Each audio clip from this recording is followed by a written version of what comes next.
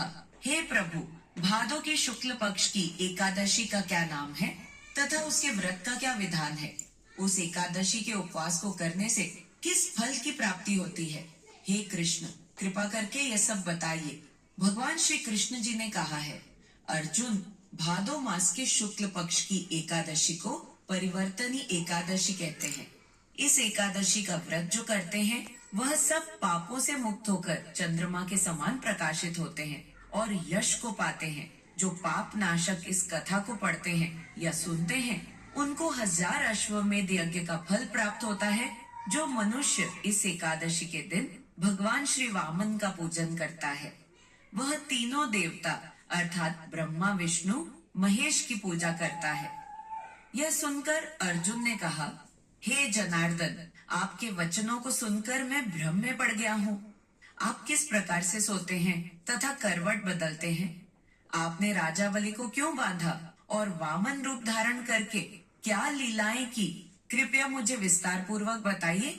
भगवान श्री कृष्ण ने कहा, हे कुंती पुत्र अर्जुन, अब तुम समस्त पापों का शमन करने वाली इस कथा को ध्यान पूर्वक सुनो।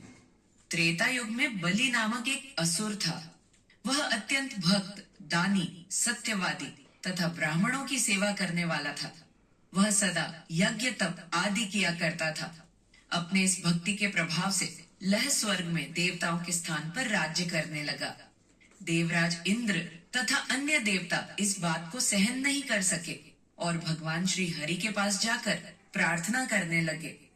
अंत में मैंने वामन रूप धारण किया और तेजस्वी ब्राह्मण बालक के रूप में राजा बलि पर विजय प्राप्त की। यह सुनकर अर्जुन ने कहा, हे लीलापति, आपने वामन रूप धारण करके उस बलि को किस प्रकार जीता? कृपा कर यह सब विस्तार पूर्वक बताइए।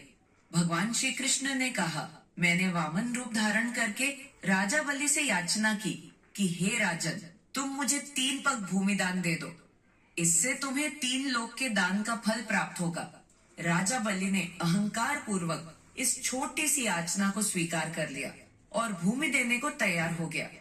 जब उसने मुझे वचन दे दिया तब मैंने अपना आकार बढ़ाया और भूलोक में पैर, भुवन लोक में जांग, स्वर्ग लोक में कमर, महालोक में पेट, जनलोक में हृदय, तप लोक में कंठ और सत्यलोक में मुख रखकर अपने शीर्ष को ऊंचा उठा लिया।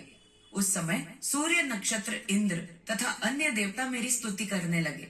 तब मैंने राजा बलि से पूछा कि हे राजन, अब मैं तीसरा पग कहाँ रखूं? इतना सुनकर राजा बलि ने अपना शीश नीचे कर दिया। तब मैंने अपना तीसरा पग उसके शीश पर रख दिया और इस प्रकार देवताओं के हित के लिए मैंने अपने असुर भक्त को पाताल लोक में पहुंचा दिया। तब वह मुझसे विनती करने लगा। मैंने उसे कहा कि सुन बलि, मैं सदैव तुम्हारे साथ रहूंगा। भादो की शुक्ल पक्ष की परिवर्तनी एकादशी के दिन मेरी एक प्रतिमा राजा बलि के पास रहती है और एक झीर सागर में शेषनाग पर शयन करती रहती है। इस प्रकार मैंने एक पग से पृथ्वी, दूसरे से स्वर्गलोक और तीसरे से राजा बलि को जीत लिया। हे अर्जुन, इस कथा का यह सार है। दान करने के उपरांत मनुष्य को कभी भी अभिमान नहीं करना चाहिए। राजा बलि ने अभिमान किया और पताल को चला गया।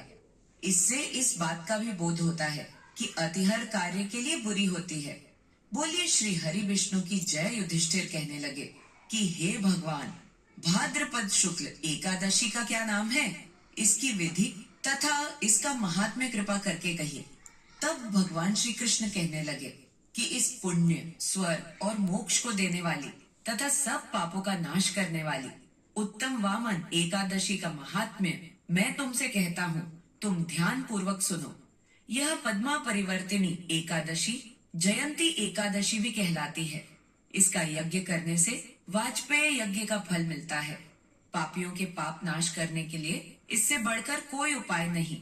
जो मनुष्य इस एकादशी के दिन मेरी वामन रूप की पूजा करता है उससे तीनों लोग पूज्य होते हैं। अतः मोक्ष की इच्छा करने वाले मनुष्य इस व्रत को अवश्य करे। कमल नयन भगवान का कमल से पूजन करते हैं वे अवश्य भगवान के समीप जाते हैं। जिसने भाद्रपद शुक्ल एकादशी को व्रत और पूजन किया उसने ब्रह्मा, विष्णु सहित तीनों लोकों का पूजन किया। अतः हरिवासर अर्थात एकादशी का व्रत अवश्य करना चाहिए। इस दिन भगवान करवट लेते हैं, इसलिए इसको परिवर्तिनी एकादशी भी कहते हैं। भगवान के वचन सुनकर युधिष्ठिर बोले कि भगवान, मुझे अति संदेह हो रहा है कि आप किस प्रकार सोते और करवट लेते हैं तथा किस तरह राजा बलि को बांधा और वामन रूप रखकर क्या क्या लीलाएं की। चातुर्मास के व्रत की क्या विधि है तथा आपके शयन करने पर मनुष्य का क्या कर्तव्य है, सो आप मुझसे विस्तार से बताइए। श्री कृष्ण कहने लगे कि हे राजन, अब आप सब पापों को नष्ट करने वाली कथा का श्रवण करें। त्रेता युग में